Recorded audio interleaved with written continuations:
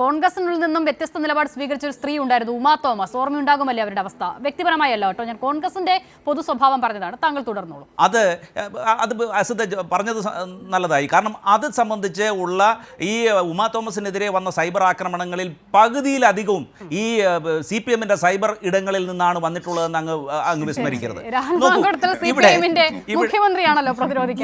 നോക്കൂ, അതാണ് സംഭവിച്ചിട്ടുള്ളത്. അതായത് CPM-ന്റെ 5.5 ലക്ഷം അണികളും സൈബർ സഹാക്കളാണ്. അവരെല്ലാവരും പിന്നെ എന്താണ് പ്രതികരിക്കുകയും പ്രതിരോധിക്കുകയും ഒക്കെ ചെയ്യും. രാഹുൽ മാങ്കൂട്ടത്തിനെതിരെ സംസാരിച്ച ഉമാ തോമസിനെതിരെ നിങ്ങൾ സൈബർ അറ്റാക്ക് നടത്തിയതൊക്കെ മോശമായി പോയി കേട്ടോ. അല്ല, ഈ റജിക്ക് എന്ത് പറ്റി എന്നാണ് എനിക്ക് മനസ്സിലാവാത്തത്. റജി, നിങ്ങൾ കേരളത്തിലല്ലേ ജീവിക്കുന്നത്?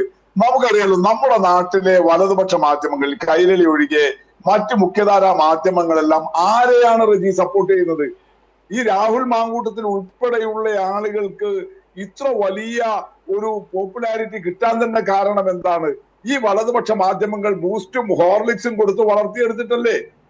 അവര് CPM ലീക്ക് ചെയ്ത ഏതെങ്കിലും ഒരു ഓഡിയോ ക്ലിപ്പ് എടുത്തിട്ട് ഇതുപോലൊരു സന്ദർഭത്തിൽ, റജി പറയുന്ന ഈ തെരഞ്ഞെടുപ്പ് പോലുള്ള ഒരു സന്ദർഭത്തിൽ CPM-ന് സഹായകരമായ ഒരു നിലപാട് ഈ നാട്ടിലെ മാധ്യമങ്ങൾ സ്വീകരിക്കുമോ? മാധ്യമങ്ങളുടെ രാഷ്ട്രീയത്തെ നന്നായിട്ട് അറിയുന്ന ആളല്ലേ റജി? അവര് ഈ പറഞ്ഞ ശബരിമലയൊക്കെ ഉപയോഗിച്ചിട്ട് ഞങ്ങളെ എങ്ങനെ കൂട്ടാമെന്ന് നോക്കി നിൽക്കുക.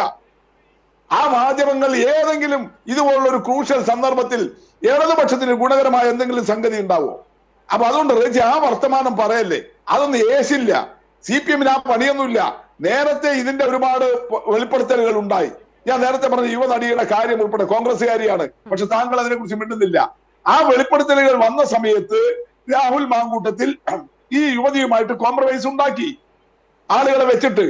അതുകൊണ്ടല്ലേ അവരന്ന് പോലീസിന് ക്രൈംബ്രാഞ്ച് സംഘത്തിന് മൊഴി കൊടുക്കാൻ സന്നദ്ധമായില്ല. ഈ യുവതിയെ കണ്ടെത്തുക എന്ന് പറയുന്നത് എന്നെ പ്രയാസകരമായതല്ലോ. അവരുടെ ഐഡന്റിറ്റി ഉണ്ടായിരുന്നില്ലല്ലോ. പക്ഷെ ക്രൈംബ്രാഞ്ച് സംഘം കണ്ടെത്തി. പക്ഷെ അവരുടെ അടുത്ത് എത്തിയപ്പോൾ മൊഴി കൊടുക്കാൻ സന്നദ്ധമായില്ല. അതുകൊണ്ട് മൂന്നാം കക്ഷികളുടെ മെയിലിലുള്ള പരാതി മാത്രം വെച്ചിട്ട് ക്രൈംബ്രാഞ്ച് സംഘത്തിന് മുന്നോട്ട് പോകാൻ വേണ്ടി കഴിഞ്ഞില്ല.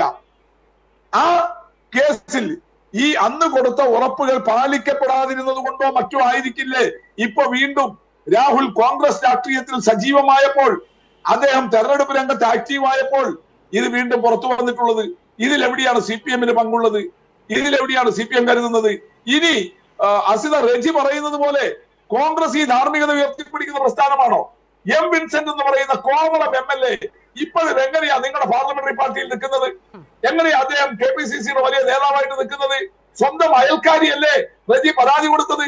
നിങ്ങൾ പറയുന്ന പോലെ പോലീസ് അന്വേഷിച്ചു, അയാളെ ജയിലിൽ അടച്ചില്ലേ? 1 മാസത്തോളം അദ്ദേഹം റിമാൻഡിലായിരുന്നില്ലേ? നിങ്ങൾ പുറത്താക്കിയോ? ഇപ്പൊ ഇവിടെ പറയുന്നത് പോലീസ് കേസെടുത്താൽ ഉടനെ പുറത്താക്കുന്നല്ലേ റജി പറയുന്നത്? എന്താ M. വിൻസെന്റിനെ പുറത്തു നിർത്താത്തത്? അതുപോലെ എറണാകുളത്തെ മറ്റൊരു യുവ MLA ഈ രാഹുൽ മാങ്കൂട്ടത്തിന്റെ ഗ്രൂപ്പിലെയാൾ, അവിടെയും കേസ് വന്നില്ലേ? പരാതി എടുത്തില്ല, അയാളും റിമാൻഡിലായില്ലേ? എന്നിട്ട് നിങ്ങൾ നടപടിയെടുത്തു. അയാൾ ഇപ്പോഴും നിങ്ങളെ പാർലമെന്ററി പാർട്ടിയിലില്ലേ? ഇപ്പോഴും നിങ്ങളെ MLA-യും നേതാവുമായിട്ട് നടക്കുകയല്ലേ? ഇവിടെ ഇപ്പോ റജിയുടെ വർത്താനം കേട്ടാൽ എന്തോ പോലീസ് കേസ് വരാത്തത് മാത്രമേ പ്രശ്നമുള്ളൂ, ഇയാൾക്കെതിരെ നടപടിയെടുക്കാൻ കാത്തിരിക്കുകയാണെന്ന്. നിങ്ങൾ ചെയ്യില്ലാന്നേ. കോൺഗ്രസ് അത്ര ജീർണിച്ചിരിക്കുക. ഇതുപോലുള്ള ആളുകളെ എല്ലാമാണ് നിങ്ങൾ ചേർത്ത് നടത്തുന്നത്. കുറ്റപത്രം സമർപ്പിച്ച ഒരാൾ ഇപ്പോൾ നിയമസഭയിലുണ്ട്. അങ്ങ് അതിനെക്കുറിച്ച് മറക്കരുത്. അല്ല, നിങ്ങളെ കൂടെ ഇപ്പോഴും നിൽക്കുക. നിങ്ങൾ കൊണ്ടുനടക്കിയ ഈ 2 MLA-മാരെയും അതാണ് ഞാൻ പറയുന്നത്.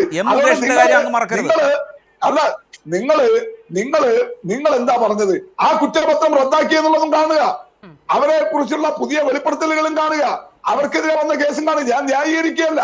പക്ഷെ നിങ്ങൾ പറഞ്ഞല്ലോ, റജിയുടെ അവകാശവാദം എന്തായിരുന്നു? പോലീസ് കേസെടുത്ത് അന്വേഷിച്ചാൽ ഉടനെ ഇയാളെ മാറ്റി നിർത്തും. ജയിലിൽ കിടന്ന ആളുകളെ ഇപ്പോഴും MLA-മാരും KPCC-യുടെ നേതാക്കളായിട്ട് നിങ്ങൾ കൊണ്ടു നടക്കുക. ആ അവകാശവാദം പറയണ്ട. നിങ്ങളെ പാർട്ടി റജി ജീർണിച്ചിരിക്കുകയാണ്. അതിന്റെ അങ്ങേയറ്റത്തെ അവസ്ഥയില്ല. സ്ത്രീ വിരുദ്ധരും ഈ പറഞ്ഞ മണി പവറും മസിൽ പവറും ഒക്കെ ആയിട്ട് കോൺഗ്രസ് തകർന്നിരിക്കുക.